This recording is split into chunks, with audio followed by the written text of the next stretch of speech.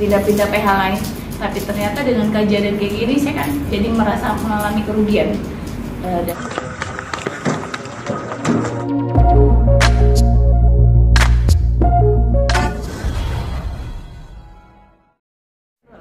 Nggak tahu, disitulah saya mendapatkan pelecehan. Gitu. Jadi ini kayaknya mau saya angkat sekalian biar orang-orang yang merasa dirinya aman sudah melecehkan orang, tapi sekarang bersiap-siap untuk menanggung resiko.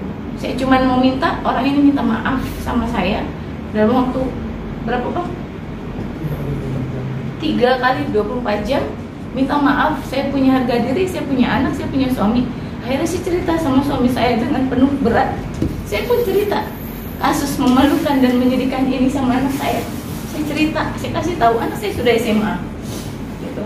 Sayang tadi mami diginiin, wajar nggak kalau mami terluka, wajar nggak kalau mami sedih?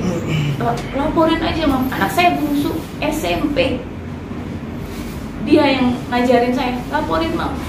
Ini kurang ngajar mam, gini. Anak saya nggak terima. Saya mikir, ya udah anak kecil aja sakit hati ibunya diginiin gitu.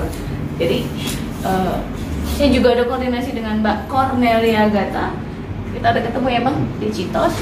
Saya ada koordinasi ditemenin Bang Vero juga di Cornelia Gata, kebetulan ketua Komnas Perempuan dan Anak ya Jakarta.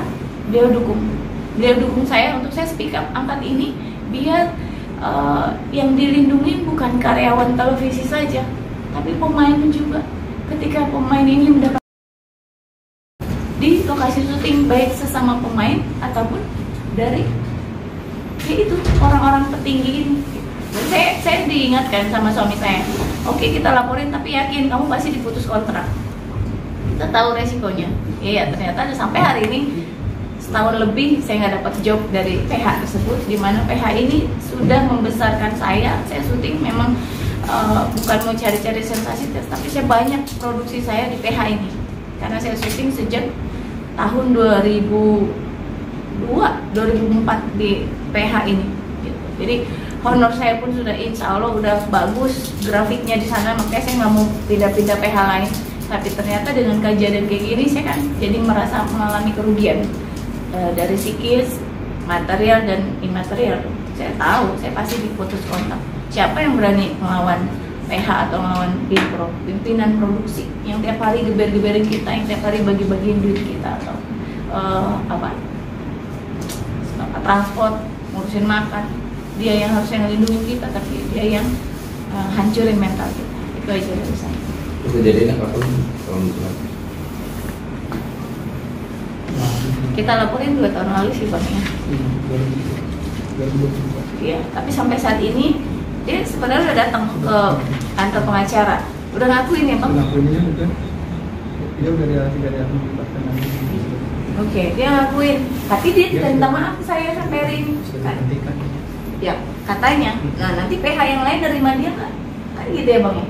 Sekarang saya tidur capek, dilecehinnya ada 3 unsur lah gitu. Saya kaget, saya bangun, ya saya cuma bisa apa saat itu tengah malam di tengah jalan, saya kan nggak tahu nih depan belakang komplotan dia apa enggak. Terus saya teriak, saya lawan, saya ini malah dicek kayak dibuang dia apa, pusing, saya bingung gitu. Paling saya cuma bisa nepis gitu aja. Gitu. Saya mau ngomong ini udah lama, tapi sejak ada letupan ini orang-orang dilecehin, saya harus ada di garda terdepan. Ya, saya mewakili diri saya sendiri gitu, bahwa dilecehkan itu sakit banget, dan itu nggak bisa sembuh dengan obat pereda nyeri sesaat.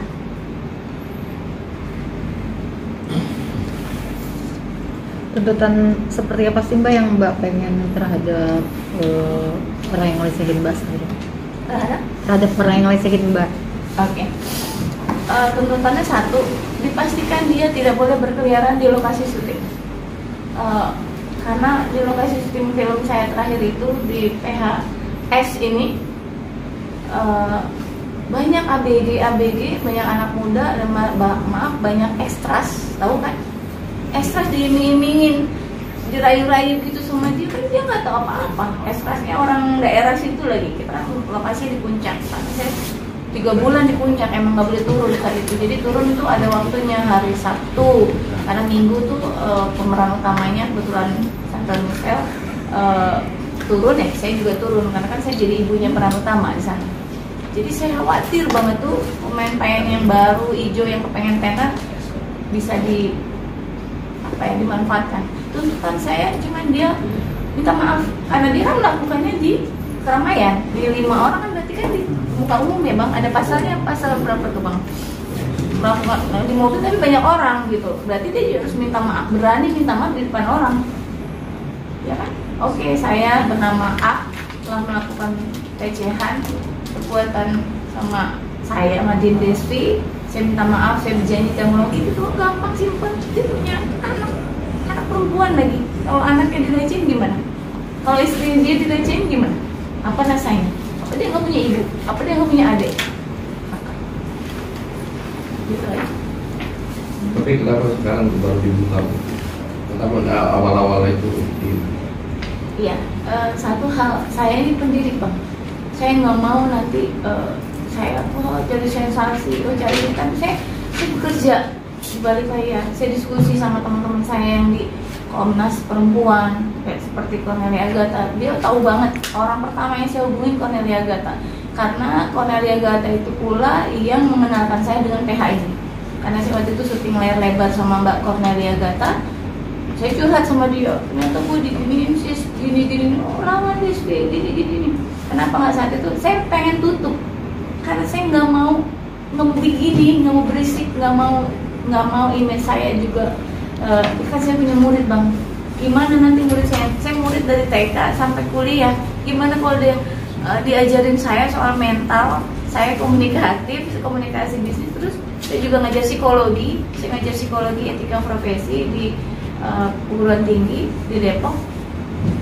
Psikologi saya aja, wah gurunya lagi nggak baik-baik saja gitu. Jadi saya ngobatin diri sendiri bang, gitu. Bukan saya. Nah ini pun saya bukan mau cari sensasi, ya udah sekalian juga lawyernya abang juga, dan saya mau menghimbau berhenti kejahatan sejahat apapun ketahuan gitu.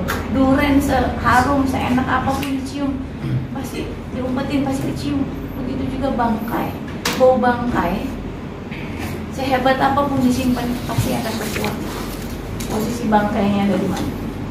Tapi apakah ini sudah dilaporkan dan masih terdaftar di kepolisian atau seperti apa? Kalau yang pelecehan terhadap Din Desvi di lokasi syuting ini saya sudah somasi dari PH-nya, sudah kirim legal tahun ini baru kemarin. Dan ini cuma sekarang mau dia datang ke saya minta maaf, kan belum selesai nih, masih nganga, kasus masih nganga, belum ditutup gitu loh. Jadi belum datang ke saya atau hubungin saya atau hubungin lawyer saya, ngajakin perdamaian atau ketemu dia gitu. Damai kan, ya udah saya hilaf, saya minta maaf, kan enak ya. tapi penentuan permintaan maafnya itu apakah secara langsung saja atau pengen di depan publik gitu? Depan publik, karena dia melakukan pelecehannya kan di muka umum, lebih dari satu umum memang. Saya nggak tahu, tadi pikir udahlah. Tapi ya memang kata pengacara saya, ini mah harus ditindak. Dia kan tadi bang, saya kan pasti punya mental, saya punya ibu, saya punya orang tua, saya punya lingkungan yang harus saya jaga. Saya guru gitu loh. Apa murid saya yang kecil-kecil itu ngerti ini gurunya lagi diapain gitu.